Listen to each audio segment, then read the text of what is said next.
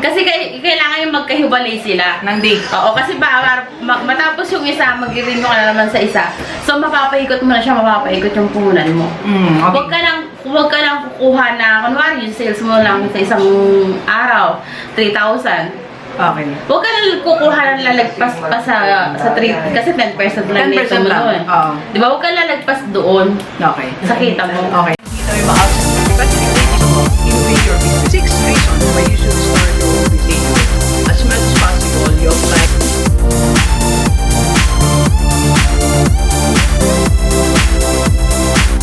Positive Day Delivers. This is Dr. Gigi Sunga from Mike and James Project. Magandang hapon sa lahat ng mga delivers natin. And sa first time po tayo mapanood sa YouTube channel, thank you very much. Please subscribe, click na po yan, Doc Gigi Sunga. And, second set natin, bisita pa rin natin sa Aling Tisay. Kumusta Aling Tisay? Yeah, bati ka naman sa mga ano, sa Hello mga delivers. Yeah. So, maganda yung topic natin ngayon. Ito kailan mo sasabihin sa mga Bumbay na enough is enough? Alright? So, sasabihin mo sa kanila, isang araw, Kinikilig ako. sabihin mo sa kanila, enough is enough, right? Okay. So, kasi napili ko, kasi ganito, kwento mo naman kami ng mga naging, kasi sayang, bakit ka natatawa? Bakit?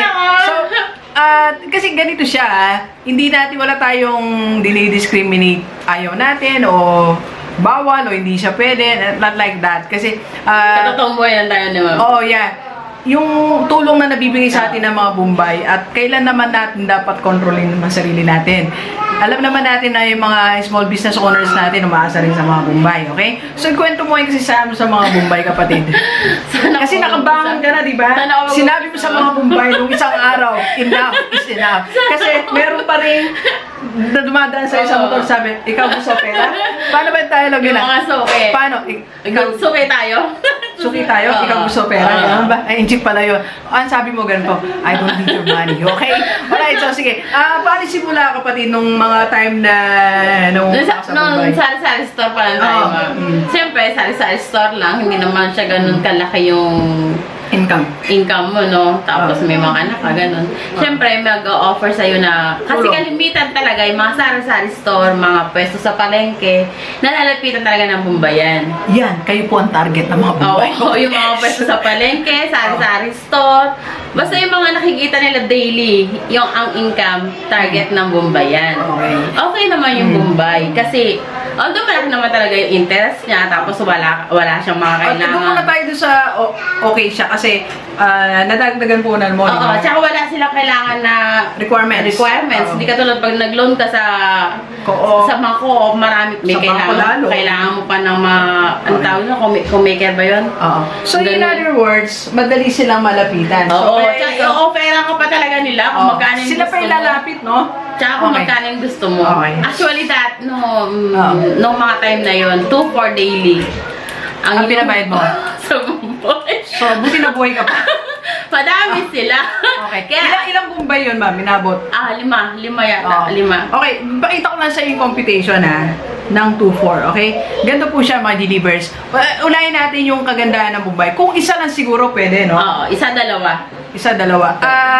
Kasi mapapang-abot yan, ma'am, every 2 months ang renewal ng Bumbay, Okay. Kasi yung 10% niyang yun, let's say 10% ba yung kinikip mo? 10,000, ay 10% ang tubo nila. Okay. Kasi so, umuta ka ng 10,000. 200 daily ka for 60 days.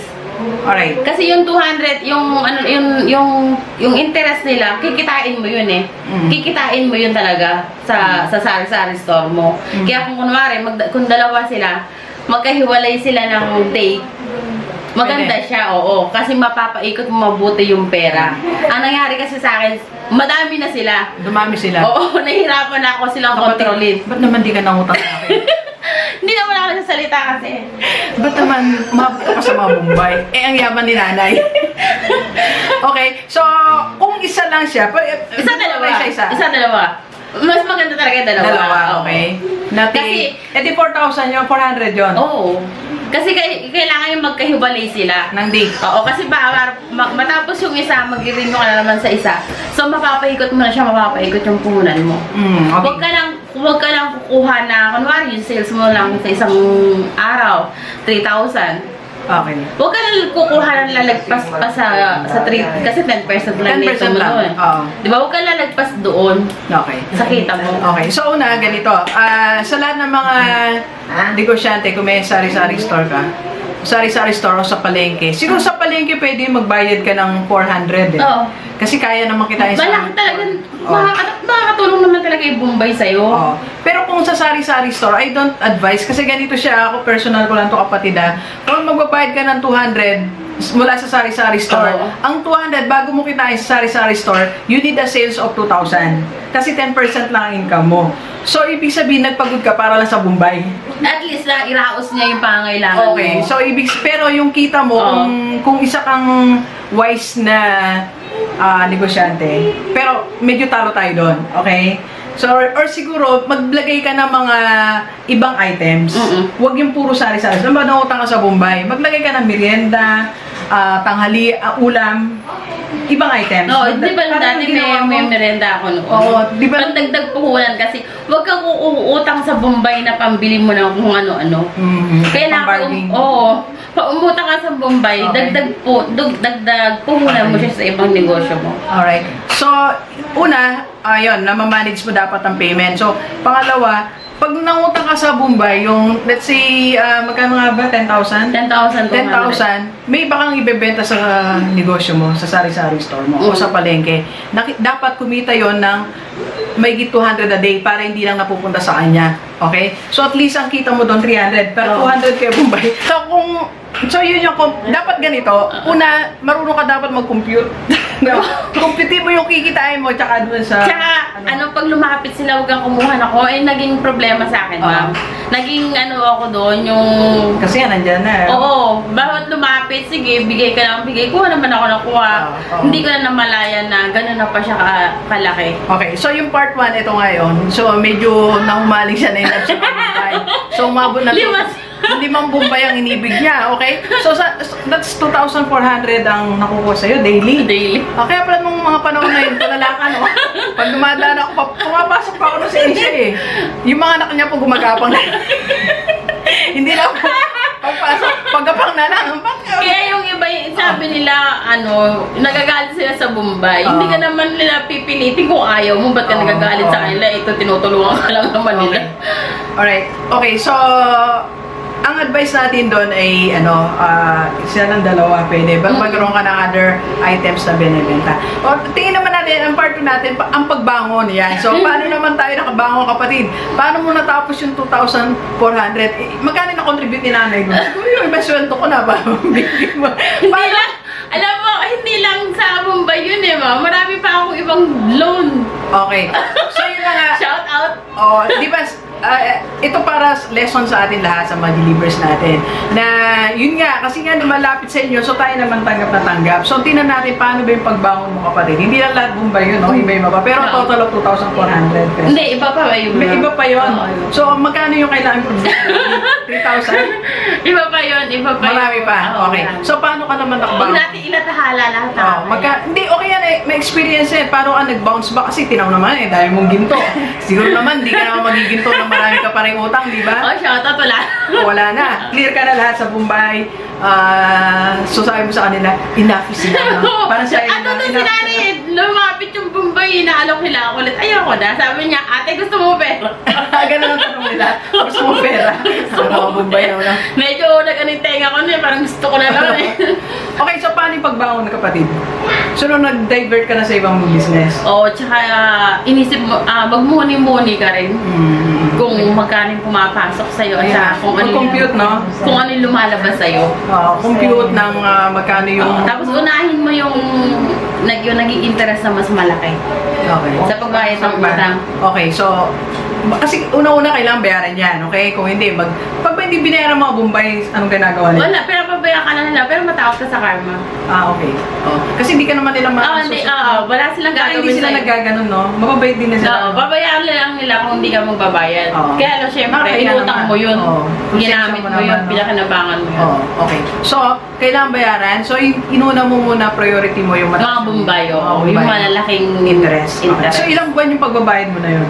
Hindi ko na matandaan Mga in 1 year? Basta lahat-lahat sila, nabayaran mo in how many months? Less than a year. Less than a year. October, Okay. nagbabayad. So mula nung nag-over na tayo. So yung kinita ko, pinabayad mo sa...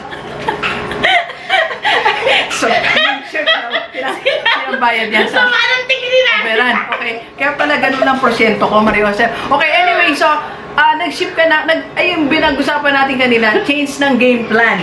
Okay, so nag-change ka ng paninda kasi wala nga Mahal bayad mo sa akin. kasi nga mahirap makapbayad kung doon ka lang din kukuha. Imagine, anong magbayad 2,400 sa pisong kinikita, tapos kinain pa ni Gab-Gab, ni Bebe, nagbaon pa si Angel ng piatos. Magkano yung piatos? 10. 15 nga yun.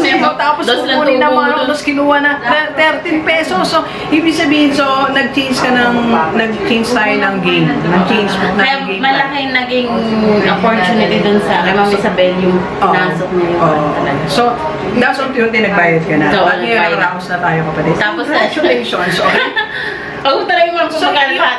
Yung mga lessons na masishare natin sa kanila, ano yung mga delivers natin na umaasa sa tulong ng mga sa mga tulong ng Bumbay, ano yung ano natin? Nay, Ben, nagpa-vlog din ba kayong dalawa? Hindi na kayo mag-vlog. So, ano yung mga lessons yung mga delivers natin na nanonood sa atin, normally yan, may bigasan, sari store, karinderya, ano yung mga lessons natin? Mga lumalapit na Bumbay sa kanila. Oo. Huwag kayong masyadong magpapatukso sa mga Bombay. Huwag kayong masyadong, kasi hanggat nakikita ng Bombay na may tinda ka, na nagbabayad ka, bibigyan ka nila ng bibigyan. Hindi mo na mamalayan na nalulubog ka na. Okay. Yun. So, dapat tama na isa, no? Oo, isa. Kasi, at kahit kung lalo na kung limited na yung puhunan mo, yung isa, pwede mo na, yung matutulungan, pandagdag na rin sa kapital mo yung kung meron kang kulang sa paninda mo. Tsaka siguro, iwalay yung personal money, no, sa negosyo. Kasi, minsan ba akala nyo, pera nyo pa yun? Di ba laging kumakain sa labas, no? Joke lang. So, akala nyo kasi pera nyo pa yun eh. Pera na pala ng ano yun, ng negosyo. So, iwalay lang. So, ito lang yung budget nyo. Ito yung... Nanonood kasi ako na vlog sa'yo, yun, namulat na ako kung anong dapat kong gawin. So, in other words, manood kayo ng vlog kung malalaman nyo. Okay? Balik kayo na ng mga vlogs natin. Okay, so salamat kay Aling Tisay. So ngayon, fresh na fresh si Aling Tisay. Masaya siya, wala na siyang Bumbay. Tigil sa lahat, nakapagtayo pa siya ng negosyo niya. Marami pa tayo natulungan ng mga resellers. So, isang pagbangon na isang araw sinabi niya sa mga Bumbay, Ayoko na. Okay? Alright, well, salamat sa iyo. Okay? Kung meron pa ibang suggestion, comment down below yan para mabasa ng mga delivers natin kung paano makasurvive at maiwasan ng sobrang madaming Bumbay. Okay? At muli salamat sa mga Bumbay na tumutulong. Kung pa isa-isa, okay lang yan. Okay? Salamat sa inyong pagtulong sa ating mga negosyante, may mga maliliit na negosyo. Okay? Alright, so please share this video sa lalmaybihan natin. Kahit OFW o dito sa Pilipinas para sama-sama tayong mabago at mula nating buhay. Thank you very much, Delivers. Enjoy the rest of the day and Let's go.